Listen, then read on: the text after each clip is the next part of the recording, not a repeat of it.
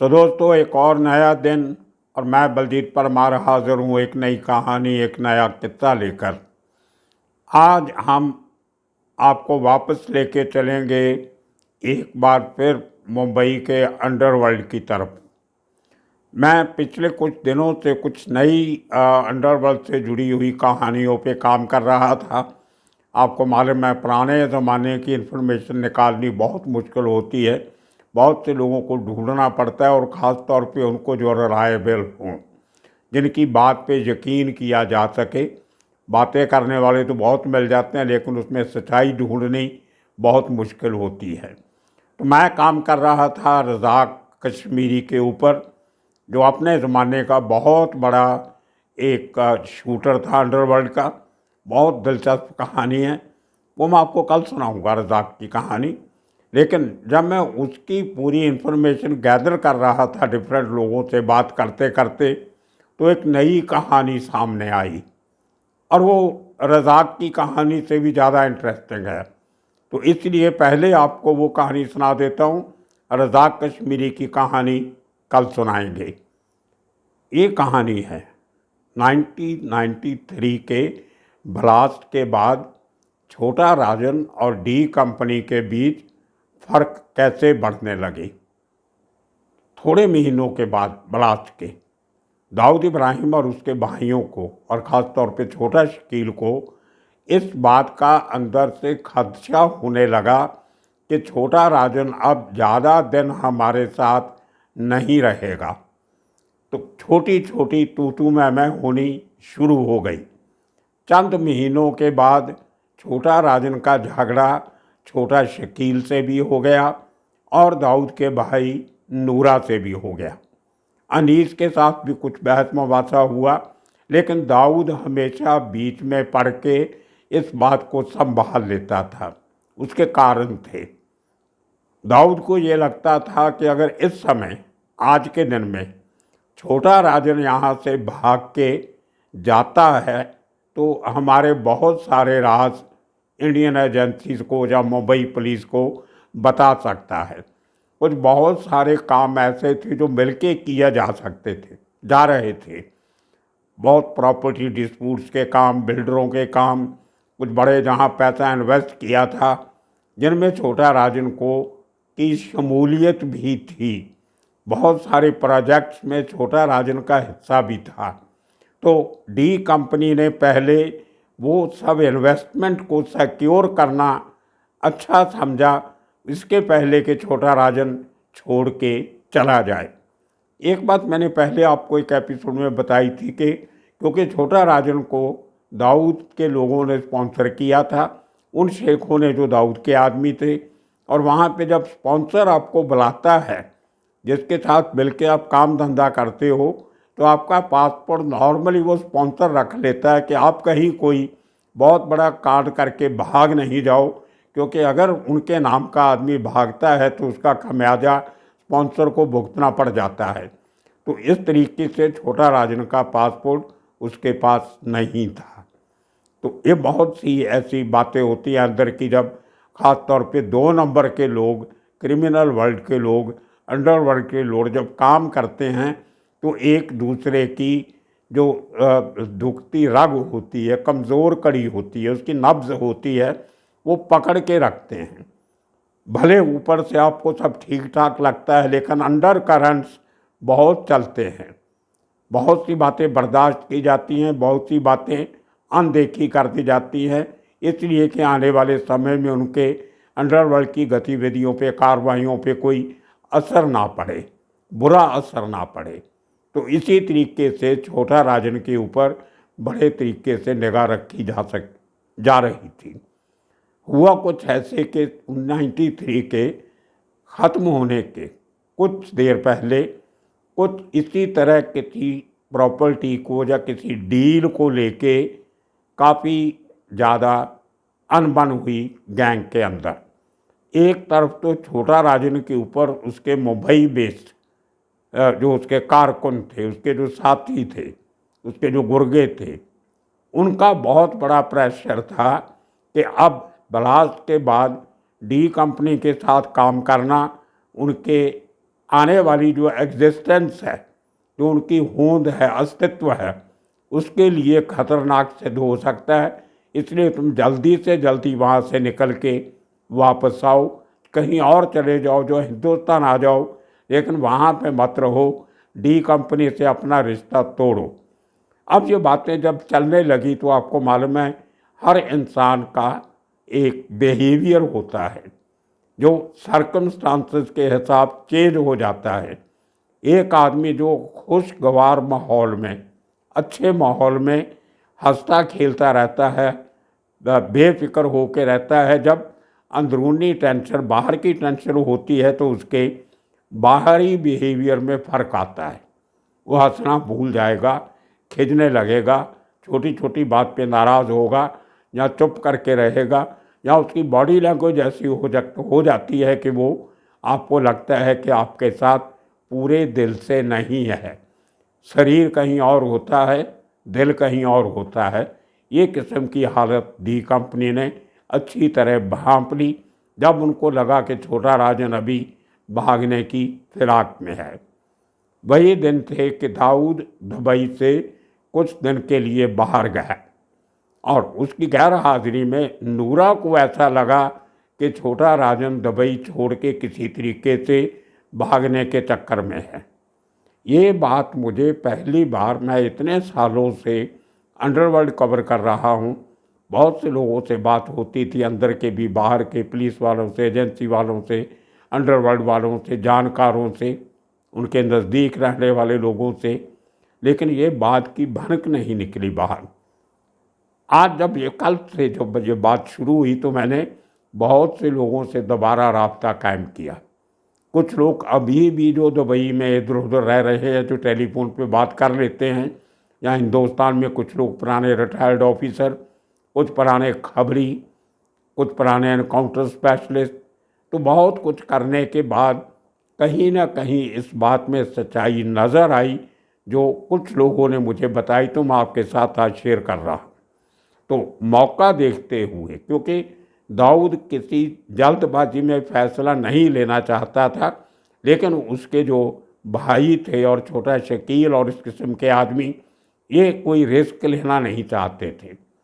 दूसरी बात ये थी कि छोटा राजन की सबसे बड़ी समस्या ये थी कि वो दुबई में अकेला नहीं था, उसकी फैमिली भी उसके साथ थी, तो वो अकेला भागना नहीं चाहता था, वो अपनी पूरी फैमिली को सेफ निकाल के वहाँ से लाना चाहता था। डर था कि अगर वो अकेला भागा तो कहीं खुदा ना खास्ता उसकी फैमिली को नुकसान ना हो। तो उन चक्कर में नूरा के कहने पे, नूरा के ऑर्डर्स पे छोटा राजन को और उसकी फैमिली को एक अज्ञात बंगले में नज़रबंद कर दिया गया। पूरे परिवार को बंद करके पहरा लगा दिया गया अपने तरीके से, क्योंकि दुबई में अक्सर ऐसी चीज़ें बर्दाश्त नहीं की जाती, लेकिन इनका डी कंपनी का होल्ड बहुत था वहाँ पे, तो बड़े तरीके से काम करना पड़ता था। तो उसके पहले एक तो केस ऐसे हो चुके थे जिनकी वजह, जैसे इरफान गोगा का केस, जो और इस किस्म के हादसे जिनकी वजह से कई बार डी कंपनी को तकलीफ़ आई, लेकिन छोटा राजन के साथ वो ऐसा कोई रिस्क नहीं लेना चाहते थे। तो इस चलते हुए एक घर में नज़रबंद किया गया। कुछ दिनों के बाद जब ये बात आहिस्ता आहिस्ता फिल्टर होती कहीं मुंबई छोटा राजन के लोगों तक पहुंची, तो उन लोगों के सामने कोई और रास्ता नहीं था कि सिवाय एक आदमी के, जो छोटा राजन को वहाँ से निकाल सकता था, और वो आदमी और कोई नहीं, खालिद पहलवान था, जिसका कहना दाऊद और उसके भाई कभी मोड़ते नहीं थे, कभी इनकार नहीं करते थे। कुछ लोगों ने किताबें लिखी हैं, बड़े बड़े आर्टिकल लिखे, सीरीज़ बनाई, वीडियोज़ बनाई, दाऊद मेंटर, लेकिन वो जो खालिद पहलवान शख्स है वो अकेले दाऊद का मेंटर नहीं है, वो अंडरवर्ल्ड के बहुत सारे लोगों का मेंटर है। उसने बहुत सारे लोगों की मदद की है, भले किसी भी गैंग के हों। और दुबई में रहते हुए छोटा राजन का मेंटर भी खालिद पहलवानी था। इसी तरह मुंबई में जो दाऊद कंपनी का सबसे बड़ा दुश्मन था उस ज़माने में, हुसैन उस्तरा, उसका नाम आप सब बहुत भली बात जानते हो, अच्छी तरह जानते हो। उसका भी मेंटर खालिद पहलवान ही था।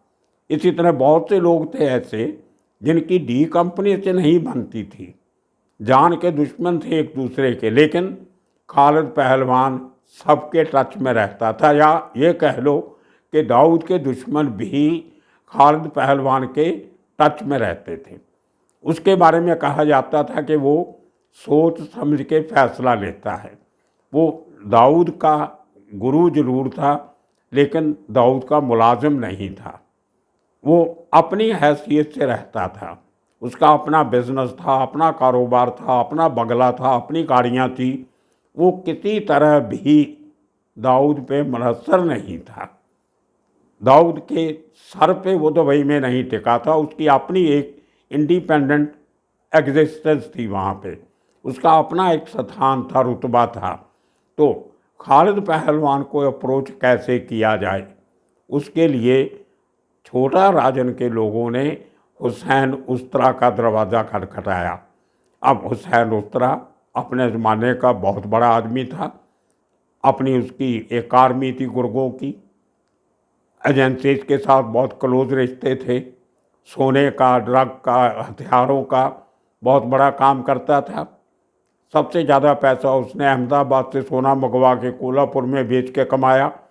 उसके लड़के लोग अहमदाबाद जाते थे, वहाँ से सोना खरीद के लाते थे और यहाँ से मुंबई से कोल्हापुर जाके उसको बेचते थे।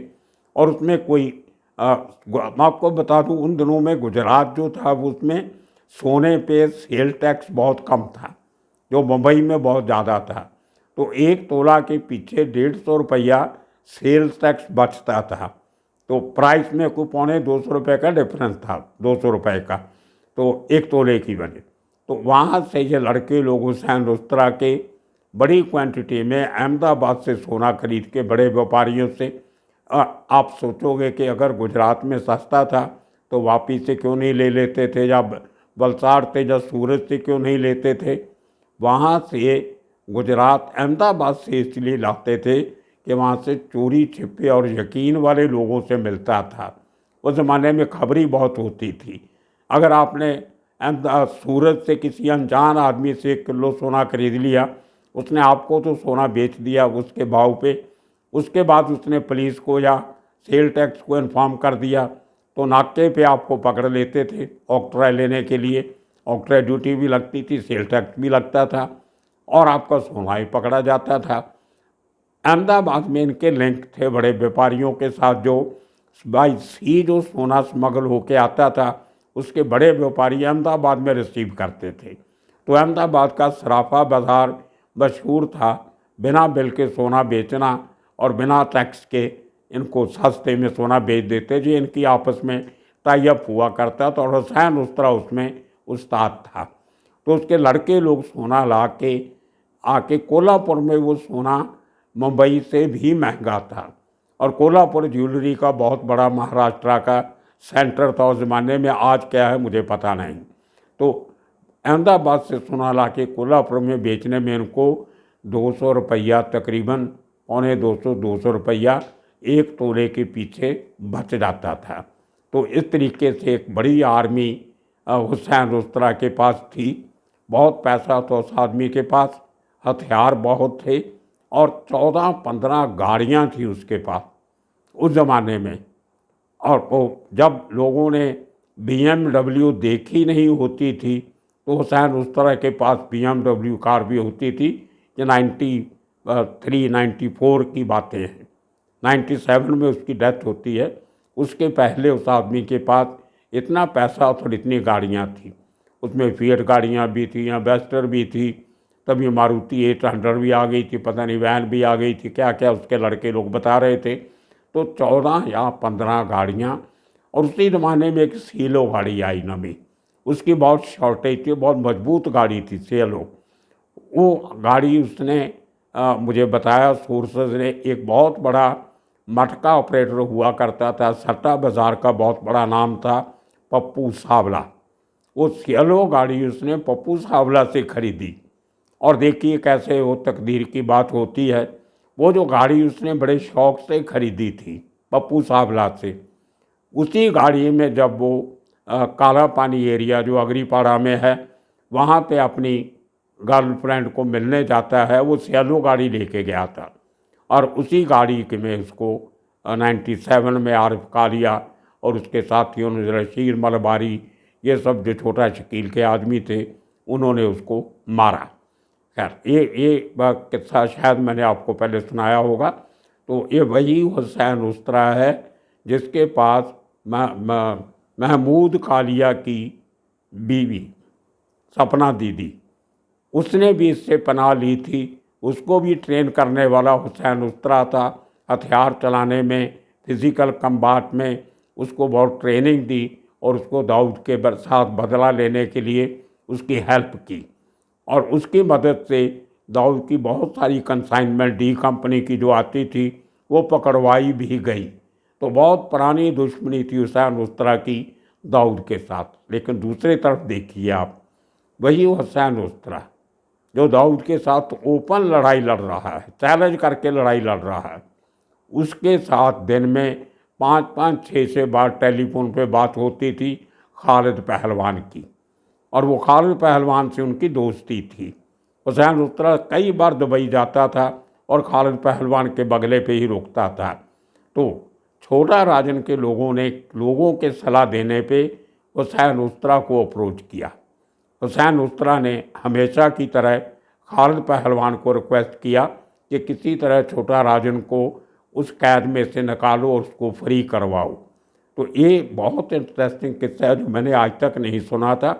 तो खालिद पहलवान ने बड़े तरीके से दाऊद को कह के या नूरा को कह के या जो भी था, वो बातें अभी आने वाले दिनों में मैं और रिसर्च करूँगा इस पर, वो कोई नई बात है।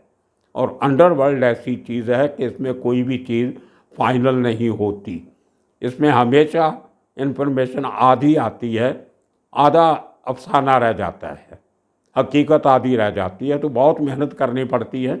मैं और कुछ लोगों से बात करूँगा, कुछ और अंदर की बातें निकालेंगे, कहाँ कैद करके रखा गया था, कैसे जो वहाँ से निकला, कैसे इसकी फैमिली वापस आई, वो बात की बातें। लेकिन ये बात कन्फर्म हुई कि छोटा राजन को खालिद पहलवान ने दखल दे के उस कैद से निकाला, अकेले को, उसकी फैमिली को नहीं छोड़ा उन लोगों ने। और इसके साथ इसको जो कुछ बाकी पेंडिंग काम थे, कुछ कहीं सिग्नेचर करवाने होंगे, कुछ दुबई में कुछ अकाउंट होंगे, कुछ प्रॉपर्टी के पेपर पे कहीं, जो भी कुछ होगा वो सब ठीक ठाक होने के बाद बड़े तरीके से छोटा राजन को कैसे निकाला गया बाद में, वो मैंने आपको किस्सा सुनाया था। वहाँ से उसको इंडियन इंटेलिजेंस एजेंसी जिनके उस हुसैन उस्तरा बहुत क्लोज था, मरने तक वो एजेंसीज के साथ काम करता रहा है, उसने काफ़ी हेल्प करके छोटा राजन को वहाँ से दुबई से निकालने में बहुत बड़ी मदद की। बहुत सी थेरीज़ हैं, क्या लोग, हर एक आदमी अपने तरीके से किस्सा बताता है छोटा राजन वहाँ से कैसे भागा। कोई बोट में कहता है, एजेंसीज वाले कहते हैं उसको भाई बिहार लेके गए, बैंकॉक लेके गए, नेपाल से बैंकॉक ऐसे। मैंने भी एक किस्सा आपको सुनाया था जो एजेंसी के लोगों ने बताया था, उसकी अभी तक किसी ने कोई खंडन नहीं किया है। तो वो खालिद पहलवान जिसको अक्सर दाऊद और सिर्फ दाऊद का मेंटर माना जाता है, ऐसी बात नहीं थी। बहुत सारे ऐसे इंस्टांसेस अंडरवर्ल्ड में हैं जहाँ पे खालिद पहलवान ने दाऊद के इंटरेस्ट के खिलाफ भी काम किया है।